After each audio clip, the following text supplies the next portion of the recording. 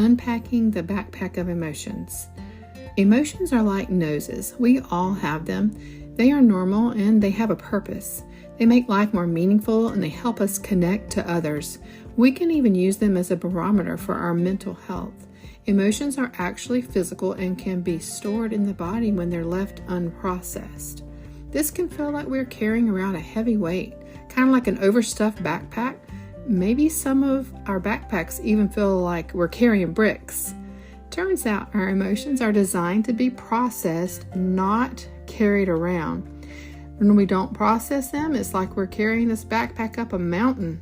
We go about our daily life, which life is 50-50. There's good and bad. But even normal life stuff can seem very hard with extra weight. Much like when we carry around those extra pounds physically, emotional backpack baggage also weighs us down. It would be so much easier if we could just lay it down. But it's not that easy because our body recognizes the emotions and it hangs on to them. It likes to store them. It has a really good memory when it comes to our emotions. I'm sure you've experienced that. But this emotional backpack, it only makes everything else more difficult. Our shoulders actually can become sore, as if we are carrying a physical burden. Last podcast, we talked about our thoughts, and today is all about our emotions. It's about laying down our backpack and walking in freedom, healing, and forgiveness. Doesn't that sound refreshing? This is renewing our mind and restoring our hope. For far too long, we've learned to hide our emotions and that they don't matter, so we just stuff them down. It's almost like we deny them.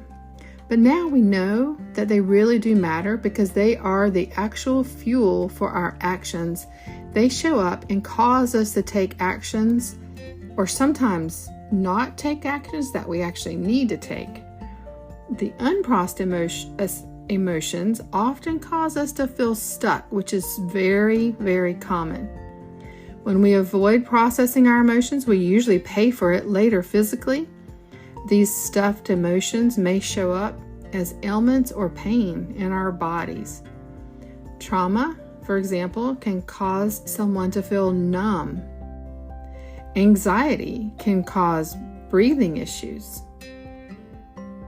And have you ever been hurt so much emotionally that your physical heart hurt too? The mind-body connection has always amazed me.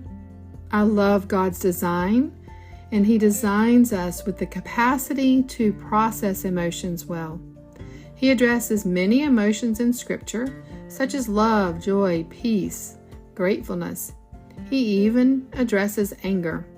He tells us that when we are angry, we are not to sin. He is not expecting us to never be angry, but to process it without sinning. Did you know the body actually stores anger in the liver and the lower back? So if we have unprocessed anger, it can very likely be hanging out in our liver and lower back and then wreaking all kind of problems in both of those areas. Kind of makes you rethink that lower backache sometimes, right? The only way out of an emotion is through it. We can't skip it, skirt around it, hide it under the rug. We actually have to walk through that emotion to fully process it. But the good news is it often takes a lot less time to process it than we think it will. Now, there are exceptions to that, but what I'm talking about today are our normal, usual, typical emotions. And even dealing with more difficult emotions, these steps I'll talk about today would set you on the right path for how to deal with those even more difficult, extreme emotions. But remember, emotions are like waves. They are the language of our body.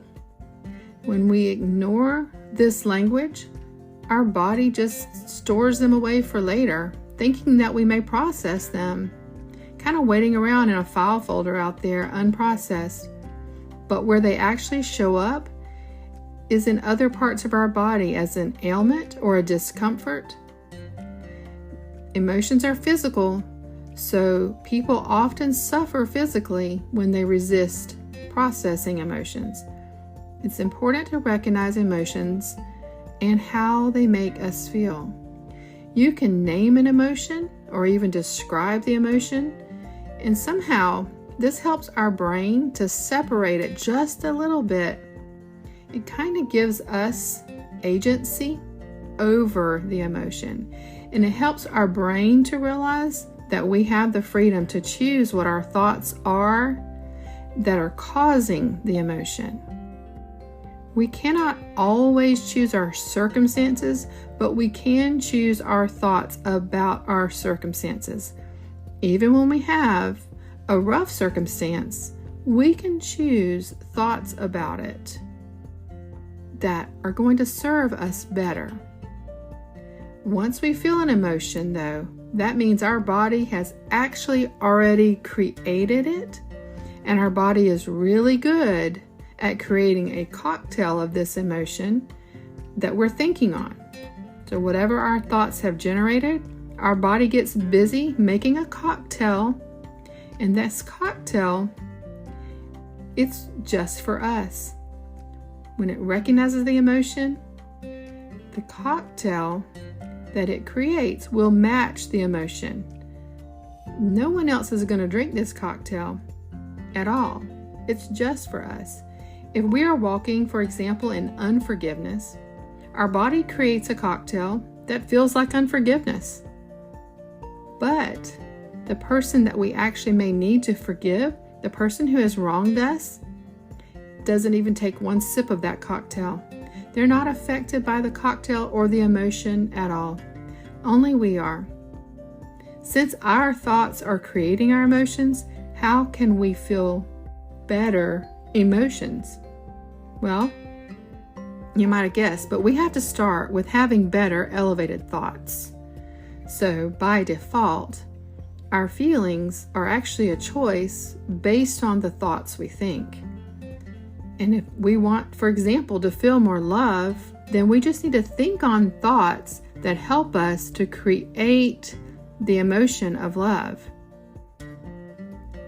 We can actually find some really great thoughts to meditate all throughout Scripture. His Word tells us that we are loved. If we renew our mind to Scripture, then we will start feeling more love. In fact, we can actually choose to live loved. This episode is coming soon. You may be agreeing that you want to process your emotions, and you may wonder where to start. That's where I found myself years ago. Well, the first thing is to recognize your thoughts and emotions, the effect they are having. Journaling can often help us to see them more clearly. It brings them from darkness to light. Once you recognize it, you can evaluate it. Be curious about your emotions, about your thoughts behind them.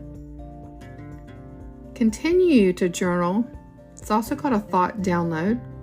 And just keep asking yourself, what else? What else am I thinking on regarding this emotion? What's causing the emotion? Because remember, emotions are like a wave, and if we allow them to, they will actually pass through us in as little as 90 seconds or so, of course, depending on the severity of the emotion. But since emotions are processed physically, there are many, many options for how we can process them. You can imagine some of those things that we probably are already doing, right? Crying, walking, running, exercising, writing, journaling, playing an instrument, swimming, deep breathing, and so many more. I encourage my clients, once they've identified their thought and emotion, to be creative and to see what works best to help them process it, to spend some time doing that. How do I know this works? Well, not only have I worked with several clients that have done this, but I personally have experienced it. I've been a writer for my whole life. I've even encouraged so many others to journal throughout the years. I've taught writing classes from the kindergarten all the way through college level. But for some reason, in recent years, I found myself dealing with something difficult in my own life, and I had a block and couldn't write. It kind of stumped me, but it was as if the words were blocked within me. So instead of my usual journaling to work through something, I spent time in another usual way for me, which was praying and crying and walking. Actually, prayer walking. And through time, I was able to process those stuffed emotions, things I thought I had dealt with, in fact. Even more recently, though, when they were triggered, you're not going to believe what I started doing. I sat down and started writing those out. That's right. God helped me to get unstuck, and my writing is flowing again. I'm so grateful because I missed it. But when we fully process an emotion, we're going to know. We will feel a difference. We'll be able to have agency over the emotion instead of it over us. We will not feel like we're trying to hold on to a porcupine that keeps hurting us the tighter we cling to it. When we are reminded of an emotion or it's triggered by someone or something, we will be better able to manage that emotion, event, memory, or relationship. We can even sit with the emotion and allow it to process for a few short minutes again as needed. We will notice the waves, and the effect of the emotion will diminish over time. We talked previously about choosing our thoughts. The great thing is when we choose good thoughts, good emotions follow. Using that same logic, if we choose negative thoughts, negative emotions will follow. This is one way to be kind to ourselves. Well, processing emotions is yet another way to be kind to ourselves, because in doing, we create emotional resilience and much better results for ourselves. So, today is a good day to sit and consider what emotions have you stuffed into your backpack. Which ones do you need to unpack? Make a list and give grace to yourself as you begin to unpack them one by one. We all know that hurt people, and we don't want to play that game. We don't want to pass that hurt on. We want to be a helper. We want to heal and help others to heal. We want to leave a legacy of healing and are much better able to do this when we have taken the time to heal first. It starts with us. We can only change us, but in doing so, we will find that we have the honor to guide others towards healing as well. Will they follow and heal their wounds? That's up to them. Until next time, this is my hope for you. You can find me at stephaniejohns.com or on the gram at The Hope Coach. You can also use the links below to join my email list or the form for one-on-one coaching.